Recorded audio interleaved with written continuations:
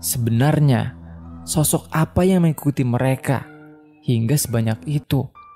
Hingga bau busuk mulai menyeruak, membuat kesan semakin horor. Selamat malam, selamat siang, atau selamat pagi. Apa kabar kalian semua? Semoga kalian dalam keadaan baik-baik saja ya. Berjumpa lagi dengan gua Dito di channel Mahasiswa Siluman. Di video kali ini, gue bakal nyeritain kisah pendakian terpocong yang dialami oleh Aris. Kenapa ini disebut sebagai pendakian terpocong? Karena dalam pendakian ini, Aris ini mendaki dengan diikuti oleh 10 barisan pocong yang ada di belakangnya. Bahkan pocong ini menampakkan dirinya dengan muka seramnya yang hancur. Dan ternyata nih, penyebab dari semua itu merupakan ada salah satu pendaki yang sedang haid ya. Dan pocong itu suka sekali dengan darah kotor. Dan kata orang sepuh di sana, katanya tuh pocongnya itu ingin menjilati darah kotor tersebut. Jadi bagaimana kisah lengkapnya? Kita langsung saja ke cerita. Tapi ya, bagi kalian yang belum subscribe, jangan lupa untuk subscribe dulu. Dan jangan lupa untuk like dan share agar video ini lebih banyak ditonton. Dan kita semangat untuk membuat konten-kontennya. Dan juga nih, sebelum mendengarkan, siapkan tempat dan posisi yang nyaman. Siapkan makanan, cemilan, minuman, atau apa aja lah untuk mendukung suasana ya. Dan jangan lupa pasang headsetmu. Dan selamat mendengarkan.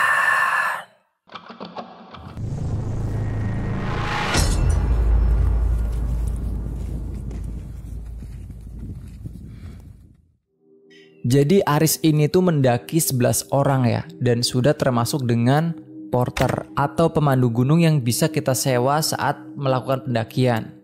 Dan Aris ini mendaki salah satu gunung di Jawa. Dia tidak menyebutkan nama gunungnya ya. Jadi di pagi hari itu, hari Sabtu, Aris itu berangkat bersama ke-7 temannya dan 2 perempuan yang merupakan kekasih dari teman-temannya itu. Sebenarnya Aris ini kurang yakin ya melihat kehadiran 2 perempuan ini. Tapi Aris ini mencoba untuk tetap menikmati pendakiannya seperti pendakian-pendakian sebelumnya. Cuman sebelum berangkat, saat di base camp, porter atau pemandu gunung itu bilang begini. Saat di perjalanan nanti, kita akan berhitung dimulai dari saya ya. Jika ada hitungan lebih dari anggota sebelumnya, tetap fokus ke depan. Jangan menoleh ke belakang. Jika berkurang, maka yang di belakang tolong teriak untuk memberitahukan yang ada di depannya. Nah, penjelasan dari pemandu atau porter itu diserap oleh Aris dan dicatat dalam otaknya. Walau ada satu kalimat sebenarnya yang dia bingung dan menimbulkan pertanyaan bagi dirinya. Tapi dia mengurungkan niat tersebut karena melihat teman-temannya sudah siap untuk berangkat. Si Aris ini waktu mendaki memilih berada barisan ketiga dari belakang. Dari 11 orang yang ada di rombongannya. Nah, di belakangnya ini ada Ari dan Heru yang sedari tadi bercanda gurau ya kepada mereka di tengah-tengah perjalanan, yang membuat perjalanan tidak terasa dan terbukti suasana sudah mulai gelap. Cuman canda dan tawa yang semula mengiringi langkah mereka seketika sirna. Dan mulai saat itu Aris itu mulai mengunci rapat mulutnya dan mulai melihat sekeliling perjalanan. Hingga tiba suara hitungan dari pemandu pendakian dimulai, yang membuat Aris menegakkan tubuh dan siap untuk menyebutkan urutan barisannya. Dan waktu giliran si Ari, dia menyebutkan angka 9. Lalu kemudian diikuti 10 oleh Ari dan 11 oleh Heru. Ketika Heru berteriak menyebut urutan posisinya yang menjadi penutup rombongan tersebut, setelah itu hening ketika Heru berteriak menyebut urutan posisinya yang menjadi penutup rombongan tersebut. Tetapi lambat laun terdengar suara bisikan nih yang menyebutkan angka 12. Yang membuat langkah kaki Ari, Aris dan Heru menghentikan langkahnya seketika. Suasana yang tiba-tiba semakin dingin membuat semuanya itu semakin menjadi was-was, seolah mencoba menetralkan detak jantungnya masing-masing yang mulai dag-digduk. Si Aris berbisik nih kepada kedua temannya yang berada di belakangnya. Fokus. Lalu ketiganya dengan segera kembali melanjutkan perjalanan. Sebab mereka sudah sedikit tertinggal dengan rombongan yang ada di depan. Untungnya nih gak lama kemudian mereka sampai di pos 2. Dengan segera ke-11 pendaki ini mengistirahatkan kakinya masing-masing. Barulah nih saat itu juga Aris memberanikan diri untuk melihat sekeliling. Tapi yang dilihat hanya pohon-pohon rindang dan semak-semak belukar. Hingga suara terikan melengking dari salah satu gadis yang ikut dengan rombongannya. Yang membuat semua orang itu menjadi menoleh. Seketika semua rombongan itu mencoba mendekat sebenarnya apa yang terjadi pada salah satu gadis yang Ari ketahui itu bernama Mika. Mika ini adalah pacar dari Putra, temannya si Aris. Ketika Aris lihat, tubuh Mika ini seperti bergetar hebat. Dan gadis ini juga berada di dekapan sang kekasih, yaitu Putra. Lalu porter gunung itu bertanya, "Ada apa ini?" Tanya sang pemandu karena khawatir ya. Di sini Putra menjawab, tapi dia menjawab dengan sangat pelan, dengan mendongak dan menatap ke pemandu. Dia bilang begini, "Ada rambut panjang yang tiba-tiba jatuh ke tangan Mika." Saking pelannya nih, membuat Aris harus mencondongkan tubuhnya agar bisa dengar. Mendengar hal itu membuat semua orang itu terdiam. Hingga Aris ini ingin mendongakkan kepalanya dan ingin menyalakan senternya ke atas. Cuman tiba-tiba sang pemandu itu memberi perintah, "Jangan dilihat, kita lanjutkan perjalanannya." Mau tidak mau, mereka melanjutkan langkah mereka yang memang masih sangat jauh. Dan terlihat Mika begitu erat memegang tangan Putra yang berada di depannya. Sedangkan di belakang Mika terdapat temannya yang bernama Ayu. Dan tiba-tiba terdengar suara seperti orang yang melompat. Suara seperti hentakan yang cukup kuat dari arah belakang, yang membuat Ari yang berada di belakang Aris menarik ujung baju Aris. Dengan pelan dia berbisik, "Dengar gak?" Lalu Aris pun mengangguk ya. Tapi dia tidak mengerti mengapa perjalanan kali ini mereka itu disambut hangat oleh kejadian-kejadian yang aneh. Padahal sebelumnya Aris itu melakukan pendakian di sini tuh baik-baik saja, nggak mengalami keganjilan yang seperti ini. Lalu Syahri bilang lagi kepada Aris, kata Heru suaranya semakin pelan di belakang dia. Mendengar itu membuat Aris mencolek punggung Budi yang berada di depannya dia. Lalu si Budi pun merespon. "Kenapa, Riz?" tanya Budi pelan. "Coba suruh yang depan buat itu ulang," kata si Aris kepada Budi. Seakan paham dengan apa yang dimaksud Aris, Budi langsung mencolek temannya yang di depannya. Hingga akhirnya permintaan Aris itu disetujui. Dan dengan lantang, sang pemandu berteriak dengan menyebut angka nomor 1. Kemudian seterusnya sampai ke 11 ketika Heru berucap. Dan setelah itu hening seketika. Hal itu membuat Aris, Heru dan Ari diam seketika dan menghembuskan napas lega. Dia sempat berpikir yang enggak kan sebelumnya. Ternyata rombongan mereka benar-benar sesuai dengan perhitungan awal. Tapi tiba-tiba terdengar bisikan 12. Bisikan lembut itu membuat tubuh Aris yang semulanya rileks kini kembali menegang. Keringat dingin mulai meluncur bebas. Ditambah ketika dia mendengar itu hitungan itu tetap berlanjut hingga nomor 20. Hitungan yang terlalu jauh dari rombongannya yang hanya 11. Hitungan itu gak hanya didengar oleh dirinya saja. Ternyata yang di depan pun ikut mendengar. Teriakan angka 20 di belakang berhasil membuat rombongan itu semakin lama semakin merasakan takut dan cemas. Sebenarnya sosok apa yang mengikuti mereka hingga sebanyak itu? Hingga bau busuk mulai menyeruak, membuat kesan semakin horor. Ditambah suasana yang begitu hening dan dingin, yang membuat mereka semakin merapatkan diri satu sama lain. Jadi waktu berjalan mereka semakin berdekat-dekatan. Lalu si Heru berbicara kepada si Ari. "Ari, tukar posisi gue please. Gue gak kuat, bau banget." Dan suara itu terdengar sampai telinga si Aris. Cuman di situ Ari menolak. "Ogah gue, takut nanti belakang gue ada yang ikut," celetuk Ari. Hus! Si Aris memperingati Ari dan Heru yang berada di belakangnya. Membuat Ari tersadar dengan apa yang dia ucapkan. Padahal sudah jelas-jelas bahwa sejak tadi mereka ini telah diikuti oleh sesuatu. Dan di situ juga Heru berucap kembali, Ari, tas koko jadi berat ya? Suara Heru itu terdengar bergetar ya karena sedikit takut menanyakan hal itu. Bahkan Heru ini gak berani untuk menoleh ke belakang, ke kiri dan kanan. Karena dia sadar ada hal di luar nalar yang sedang mereka hadapi. Tolong dicekin dong Ri, pinta Heru kepada si Ari. Lalu si Ari ini menjawab, gak boleh ngadep ke belakang Her. Lo tahu kan, kita lagi gak 11, tapi 20. Ari berucap pelan di akhir kalimatnya. Tapi laki-laki di situ sebenarnya sudah pada ketar-ketir semua. Ditambah suara hentakan samar-samar masih terdengar ya di belakang mereka. Lebih tepatnya di belakang Heru. Hingga seketika ada teriakan angka 1 yang diucapkan oleh sang pemandu gunung. 1, 2, 3. Hingga Heru dengan lirih berucap angka 11. Tenaga Heru ini terkuras habis. Entah mengapa tasnya ini terasa begitu berat sekarang, yang membuatnya kelelahan. Sehingga langkahnya membelan dari tadi. Cuman hitungan tersebut tidak berhenti di Heru saja. Ternyata berlanjut sampai ke angka 19.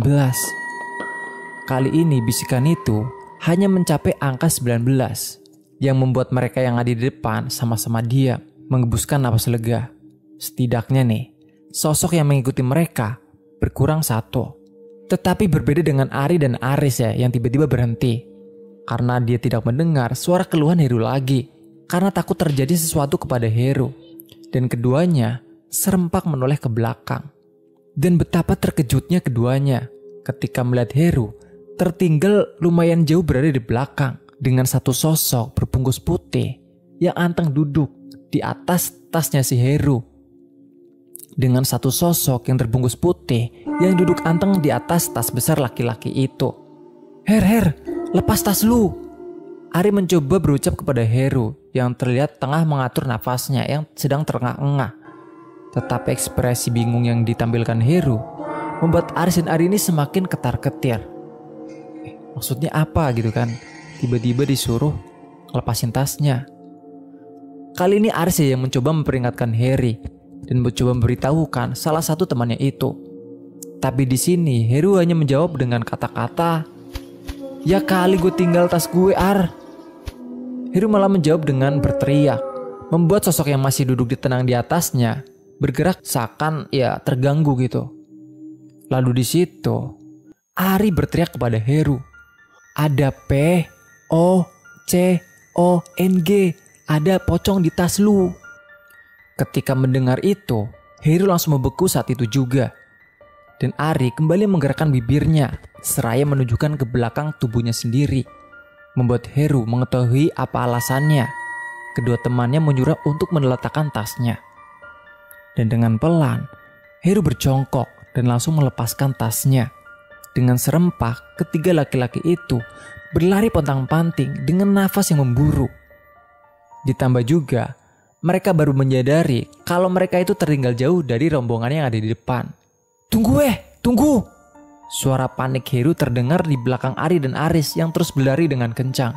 Tapi ketika mereka berlari, suara hentakan kaki lompat-lompat masih berada di belakang mereka dan seperti mengejar. Suara-suara itu terdengar jelas saling saut-sautan, membuat mereka bertiga tahu ya bahwa mereka tengah diikuti, lebih tepatnya dikejar oleh beberapa sosok. Hingga akhirnya ketiganya sampai di tempat para rombongannya yang tengah beristirahat di pos ketiga. Ketika mereka sampai, mereka ditanya oleh pemandu gunung, "Kalian dari mana aja?" Dan mereka ini menjawab, Bang, ada yang ikutin kita bang." "Gue yakin gak cuma satu," ucap Heru yang buat gerombolan itu semakin dibuat was-was. Mika bahkan sudah menangis sesenggukan di pelukan Putra. Tenang, kalian semua tenang," ucap sang pemandu mencoba menenangkan suasana. Tapi tiba-tiba Ayu yang berada di belakang tiba-tiba berucap seperti ini, "Itu apa bang?" Pertanyaan Ayu membuat mereka itu serempak menatap ke arah yang ditunjuk oleh gadis itu. Samar-samar mereka itu melihat siluet berwarna putih di balik rindangnya pepohonan, hingga sorotan sebuah senter yang disorot membuat sosok itu semakin terlihat jelas. Bahkan wajah gosongnya pun ikut terpampang. Dan ketika semakin jelas, Putra tiba-tiba langsung teriak, Pocong! Seakan tahu bahwa mereka telah tertangkap basah, sosok itu malah melompat lebar. Bahkan hanya dengan sekejap, sosok-sosok ini sudah berdiri beberapa langkah di depan mereka. Suara debuman kecil yang bersaut-sautan pun ikut terdengar satu persatu. Puk, puk, puk, puk. Dan menampilkan sosok mereka tepat di depan mereka semua. Membuat gerombolan pendaki itu membuat formasi lingkaran untuk menjaga punggung satu sama lain. Kedua kaki Aris itu bergetar hebat. Tubuhnya tiba-tiba kaku seperti teman-temannya yang mulai terisak, seraya menutup kedua mata mereka. Dan dengan segera, Aris mencoba menutup kedua matanya rapat-rapat. Ketika pocong yang berada di depannya merendahkan wajah hitamnya ke hadapan Aris. Seperti ini. Tetapi tubuh mereka itu terasa membeku, dan kedua matanya itu tidak bisa dipejamkan. Kedua matanya itu masih terbuka lebar, bertatapan dengan wajah gosong penuh belatung itu. Bau busuk seketika tercium begitu menyengat dari indera penciuman Aris dan kawan-kawannya. Bibirnya bergetar mengucapkan doa-doa yang dia bisa, dan meminta perlindungan kepada Sang Maha Kuasa. Lambat laun, semua teman-temannya ikut melantunkan doa. Bahkan doa-doa yang mereka lantunkan terdengar semakin mengeras, hampir mirip seperti berteriak karena saking takutnya. Hingga hembusan angin kencang menerpa tubuh mereka, yang akhirnya membuat mereka bisa memejamkan kedua mata mereka.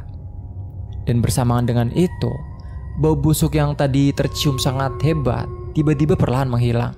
Dan selang beberapa saat, sang pemandu berucap, "Buka mata kalian, mereka udah gak ada." Suara sang pemandu membuat mereka satu persatu memberikan diri untuk membuka mata mereka. Dan benar saja, kumpulan pocong itu udah gak lagi mengepung mereka. Dan bersamaan dengan itu, sinar matahari mulai memunculkan sosoknya. Lalu si Aris juga berucap, "Waktu subuh ternyata," gumam Aris setelah melihat ke arah jam tangannya. Dia mengembuskan nafas lega, seraya mengusap keringat dingin di keningnya. Detak jantungnya masih berdebat kencang. Baru kali ini dia mengalami sesuatu yang berhasil mengguncang jiwanya. Bertatapan dengan sosok lain yang membuatnya hampir jatuh pingsan, walau dirinya gak bisa, karena kaku. Setelah kejadian tidak masuk akal yang menimpa mereka, gerombolan itu pun memilih untuk memasang tenda dan mengistirahatkan tubuhnya masing-masing di lokasi itu. Nah, setelah sinar matahari benar-benar muncul di atas kepala, akhirnya mereka pun keluar tenda ya satu persatu. Dan pemandu pendakian menatap satu persatu di antara mereka dan bertanya, "Ada salah satu dari kalian yang mengambil sesuatu di hutan ini tanpa saya ketahui?" Tapi pertanyaan itu dibalas dengan hanya gilingan kepala oleh mereka, karena mereka tahu betul ya apa peraturan saat melakukan pendakian. Jadi mereka gak mungkin mengambil sesuatu. Lalu si Ayu tiba-tiba bilang, "Apa ini gara-gara Mika lagi haid bang?" Hingga suara Ayu membuat mereka menatap ke arah Mika yang kini sedang terlihat pucat pasi. Bahkan bibirnya ini terlihat pucat dengan tangis yang belum reda. Pemandu pendakian pun bilang, "Kenapa gak bilang sejak awal?" Ayu dan Mika pun menunduk dalam, membuat mereka yang melihat itu hanya bisa membuskan nafas panjang. Oh ini ya, ini penyebabnya sebenarnya. Aris mengerti sekarang mengapa di perjalanan mereka diganggu oleh mereka. Pocong, buntelan putih, buntelan entut, buntelan pocong ya, buntelan kain kafan. Hal ini tidak lain dan tidak bukan karena bau darah haid milik Mika yang membuat mereka tergiur untuk mendekat. Dan akhirnya setelah beberapa saat, karena Mika yang tidak mau turun hanya dengan kekasihnya dan Ayu, akhirnya membuat rombongan tersebut memilih untuk turun bersama. Jadi akhirnya mereka tuh gagal muncak. Padahal jaraknya tuh kurang satu pos lagi. Karena tidak mau terjadi sesuatu dengan Mika dan yang lainnya, membuat mau tidak mau mereka harus turun kembali. Untungnya saat perjalanan turun itu lebih mudah daripada menanjak. dan membuat rombongan tersebut sampai di pemukiman warga, tepatnya jam 5 sore. Singkat cerita mereka itu sampai di base camp. Para warga pun menyambut kedatangan mereka dengan perasaan aneh, karena warga menyadari kalau para pendaki ini tuh cepat turun dari yang seharusnya. Dan melihat Mike yang tidak sadarkan diri di gendongan si Putra. Gadis itu jatuh pingsan pada saat menuju ke pos 1. Dan si Mika ini mengalami demam tinggi. Dan singkat cerita, akhirnya mereka pun menceritakan apa yang mereka alami di saat di gunung. Ketika Pak RT mendengarkan cerita itu, Pak RT hanya mengangguk kepala dan paham. Dan dia berucap, "Pocong-pocong kae, kepengin kambek mambu getih, hait koncomu kue podo. Pocong kae podo seneng jilat getih kotor. Dadi ora kaget nek podo mbututi kue podo tekan pos 3. Yang artinya nih, pocong-pocong itu tergiur sama bau darah haid temanmu itu. Mereka suka menjilat darah kotor, jadi tidak heran mereka membuntuti kalian hingga ke pos 3. Di situ Marcel bertanya, "Terus kalau suara sinden itu gimana, Pak?" Celetukan si Marcel ini membuat semua orang itu terkejut ya. Karena yang lain itu tidak mendengarkan suara sinden yang dimaksudkan. Lalu si Pak RT menjawab, "Nek kui ben wong sing krungu kepincut, terus meluni suara sinden iku." Yang kalau diartikan, kalau itu biar orang yang dengar tertarik, terus mengikuti suara sinden itu. Pak RT cuma tersenyum kecil ya ke arah Marcel, dan dia berucap lagi, "Ora kaget nek kowe dadi sasarane, wong bagus ngono iku. Untune kowe ora kepincut, Dek." Yang artinya, nggak kaget kalau kamu jadi sasarannya orang tampan seperti itu. Untungnya kamu nggak kepincut. Lanjut Pak RT. Tapi tiba-tiba Budi bertanya, "Terus kami-kami ini nggak ganteng apa Pak?" Celetukan Budi ini mengundang gelak tawa yang lainnya. Dan Pak RT hanya menjawab, "Emang sampean kepengen jadi sasarannya demit?" "Ya enggak sih Pak, oga saya Pak," jawab si Budi. Aris di situ menghembuskan nafas panjang. Setidaknya mereka masih bisa selamat. Dan pantas saja dia sempat memergoki Ayu yang terlihat beradu mulut dengan Mika. Yang memang menjadi pertanyaan baginya sebelum mereka ini mulai pendakian. Ya begitulah ceritanya pendakian terpocong yang dialami oleh Aris beserta kawan-kawannya. Ya mereka ini diikuti oleh gerombolan pocong. Ya bagi kalian ya kalau ingin mendaki mungkin lebih hati-hati lagi ya. Kalau yang sedang head mungkin diurungkan niatnya, atau bilang kepada yang lainnya lah kalau kamu sedang head, biar nggak terjadi hal-hal yang seperti ini. Karena memang di atas gunung itu banyak hal yang tidak bisa diprediksi. Bagi kalian yang suka cerita ini, jangan lupa untuk like, share, dan subscribe ya. Atau kalian juga punya cerita horor yang pengen kalian bagi, kan bisa share juga ke Instagram atau email mahasiswa siluman yang tertera di bawah. Semoga video ini menghibur. Sampai jumpa di video kami selanjutnya. Gue Dito, salam lestari, mahasiswa siluman.